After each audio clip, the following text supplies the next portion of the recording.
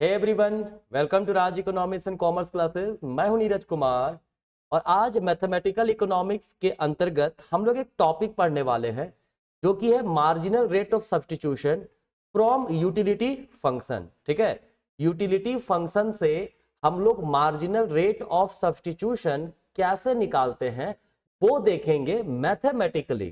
ठीक है, ध्यान रखिएगा, बड़ा ही इंपॉर्टेंट टॉपिक है ना। एकेडमिक में भी काम देता है, कॉम्पिटिटिव एग्जाम में भी काम आपको देगा। ठीक है, देखिए ये जो टॉपिक आपका है ना, ये एप्लीकेशन ऑफ पार्शियल डेरिवेटिव का एक पार्ट है। मैंने पिछले क्लास में पार्शियल डेरिवेटिव के बारे में समझाया था। ठीक है, तो अगर आपने उस वीडियो को देख लिया अच्छी बात है, नहीं देखे तो प्लेलिस्ट में जाइएगा, मैथमेटिकल इकोनॉमिक्स न्यू करके एक सेक्शन बना है। ठीक है, चलिए आगे बढ़ो। उसके पहले मैं आपको जानकारी दे दूं कि अगर आप यूजी इकोनॉमिक्स के स्टूडेंट हैं और किसी सब्जेक्ट में प्रॉब्लम में फंस रहे हैं, जैसे mathematical economics, statistics, econometrics, micro economics, ठीक है, तो आप हमसे कांटेक्ट कर सकते हैं। यूजी इकोनॉमिक्स के लिए, पीजी इकोनॉमिक्स के लिए, यूजीसी नेट का paper 1 paper 2, TGT PGT economics, है ना, इसके लिए आप हमसे कांटेक्ट कर सकते हैं। हमारा ये मोबाइल एप्लीकेशन है राज इकोनॉमिक्स, RECC। कहाँ से? प्ले स्टोर से आप डाउनलोड कर सकते हो। बाकी कोई जानकारी चाहिए तो आप इस नंबर पे हमें कांटेक्ट कर सकते हैं। ठीक है, चलिए पढ़ते हैं मार्जिनल रेट ऑफ सब्स्टिट्यूशन। आपको पता होगा मार्जिनल रेट ऑफ सब्स्टिट्यूशन को शॉर्ट में हम लोग MRS बोलते हैं। क्या होता है MRS भाई? अगर आपने इंडिफरेंस कर्व पढ़ा होगा तो आपको बहुत अच्छे से आप भली भांति वाकिफ होंगे कि MRS क्या होता है ना। जैसे ये हमारा इंडिफरेंस कर्व है, राइट। अब ये इंडिफरेंस कर्व है, अभी हम ये इस पॉइंट पर है जहां पे x का हम x1 यूनिट कंज्यूम कर रहे हैं, y का y1 यूनिट कंज्यूम कर रहे हैं। तो जब x1 का x कमोडिटी का 1 यूनिट बढ़ाते हैं, ठीक है, तो y का कुछ सेक्रीफाइस करते हैं। तो ये जो सेक्रीफाइस किया हमने, ठीक है, ताकि x का 1 यूनिट एक्स्ट्रा प्राप्त कर सके, इसी को हम लोग MRS कहते हैं। ठीक है, तो इसका फॉर्मूला जनरली लिखा जाता है delta y upon delta x। ठीक है, क्लियर है। लेकिन मैंने कहा कि मैं एप्लीकेशन ऑफ पार्शियल डेरिवेटिव के अंतर्गत आपको बताऊंगा। तो देखिए, जब मैथमेटिकली अलजेब्रिकली पार्शियल डेरिवेटिव का फॉर्म आपको लेना है तो करेंगे क्या? देखिए, जैसे हमारे पास क्या है, आपको पता होगा, मान लीजिए utility is the function of x and y है। क्या है? x एंड y है। ठीक है, अब क्या करना, इसका टोटल डेरिवेटिव निकालना है। क्या होगा टोटल डेरिवेटिव? du इक्वल्स क्या करेंगे हम लोग इसको डिफरेंशिएट करेंगे, मार्जिनल यूटिलिटी का पार्शियल डेरिवेटिव, है ना, with respect to x into dx लिखेंगे। ठीक है, प्लस पार्शियल डेरिवेटिव करेंगे y के रिस्पेक्ट में यूटिलिटी को इंटू dy। ठीक है, अगर आपको अच्छे से पता होगा कि टोटल डेरिवेटिव का यही फॉर्मूला होता है, टोटल डेरिवेटिव ऐसा ही निकालते हैं हम लोग। ठीक है, टोटल चेंजेस, राइट। तो इसको क्या लिख सकते हैं हम लोग? du इक्वल्स, जब हम लोग यूटिलिटी को x के रिस्पेक्ट में डिफरेंशिएट करते हैं तो वो हमारा बन जाता है मार्जिनल यूटिलिटी ऑफ x। ठीक है, इंटू लिखेंगे dx, प्लस जब यूटिलिटी को y के रिस्पेक्ट में डिफरेंशिएट करेंगे वो बन जाएगा marginal utility of y into dy। ठीक है, अब देखिए ध्यान रखिएगा, जब हम लोग पॉइंट A से पॉइंट B पर जाते हैं, एक इंडिफरेंस कर्व के पॉइंट A से B पर जाते हैं, मतलब जब x का 1 यूनिट बढ़ाते हैं तो y का कुछ यूनिट सेक्रीफाइस किए, इतना सेक्रीफाइस किए, तो क्या यूटिलिटी में कोई चेंजेस आता है? नहीं आता है। तो चेंज इन यूटिलिटी, इसका वैल्यू हम लोग 0 पुट कर देंगे यहाँ पे। ठीक है, इसका वैल्यू क्या पुट कर देंगे? 0, मतलब यूटिलिटी में कोई चेंजेस नहीं आया है। ठीक है, जब x में चेंजेस के कारण y में चेंज, मतलब टोटल जब चेंजेस हुआ x और y में, तो टोटल यूटिलिटी में कोई चेंजेस नहीं होता है। ठीक है, तो इसको लिख सकते हैं MUX upon dx into dx plus MUY upon dy into dy। इसको ऐसे लिखेंगे minus MUY dy equals MUX dx। ठीक है, इसको ऐसा लिख सकते हैं हम लोग माइनस MUY अपॉन MUX लिख सकते हैं, इक्वल्स क्या होगी, इसको ऐसे लिखो, MUY को उधर ले जाते हैं। ठीक है, क्या हो जाएगा? dy अपॉन dx इक्वल्स क्या हो जाएगा? MUX upon MUY। ठीक है, तो ये जो हमारा एमआरएस था वो क्या था भाई, एमआरएस क्या था हमारा, change in Y due to change in X. इसी को तो डिफरेंशिएशन के फॉर्म में भी दिखाते हैं ना, D Y upon D X. इसका मतलब क्या हो गया, ये निगेटिव का साइन इसलिए है क्योंकि जब हम एक्स का यूनिट बढ़ा रहे हैं तो वाई में कुछ सेक्रीफाइस कर रहे हैं, मतलब एक बढ़ रहा है दूसरा घट रहा है, तो निगेटिव होता है, तो उसको दिखाने का जरूरत नहीं है। यही तो हमारा एमआरएस है, तो इसको लिख सकते हैं ना, एमआरएस इक्वल्स क्या हो जाएगा, M U X upon M U Y. ठीक है, काफी सिंपल है ना, क्या है, M U X upon M U Y.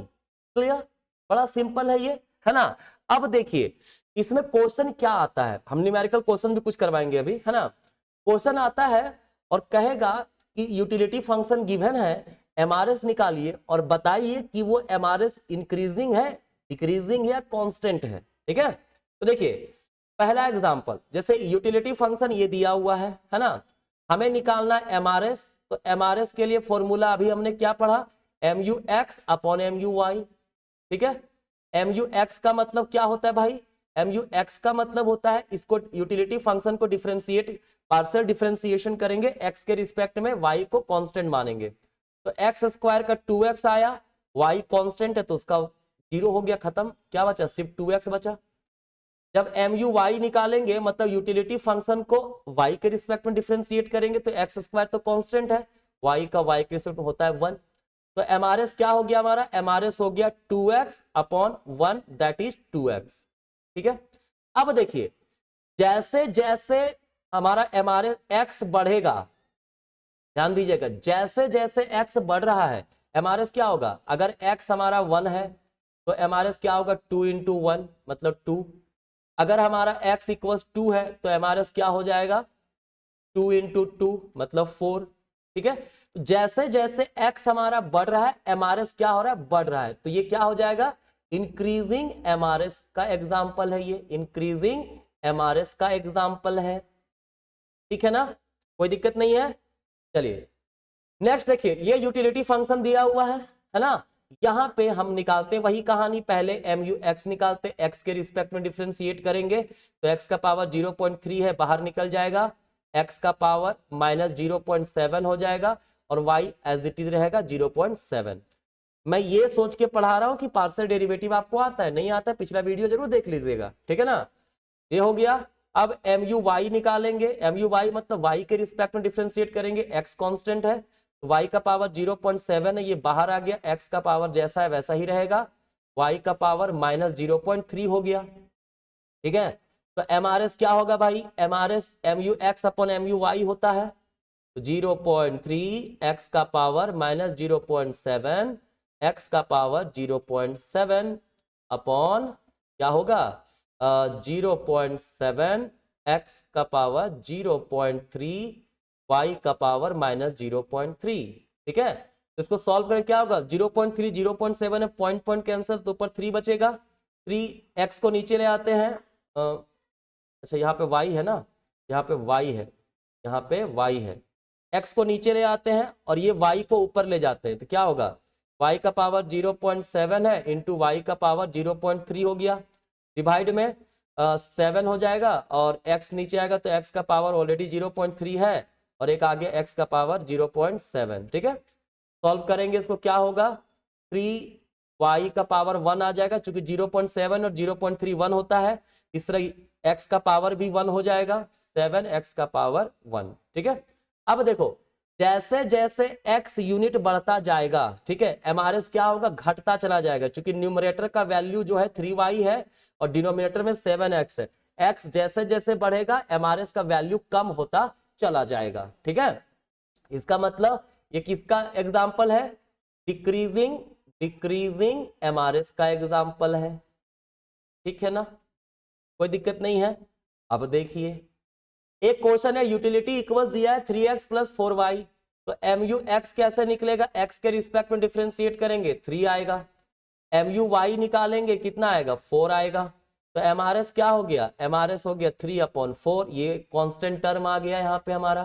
ठीक है, ये किसका एग्जाम्पल है, कांस्टेंट एमआरएस का एग्जाम्पल है। और कांस्टेंट एमआरएस कब होता है भाई, ये होता है परफेक्ट परफेक्ट सब्स्टिट्यूट गुड्स के केस में, ठीक है, परफेक्ट सब्स्टिट्यूट गुड्स के केस में, ठीक है। और परफेक्ट सब्स्टिट्यूट गुड्स के केस में इंडिफरेंस कर्व कैसा बनता है भाई, स्ट्रेट लाइन डाउनवर्ड स्लोपिंग बनता है।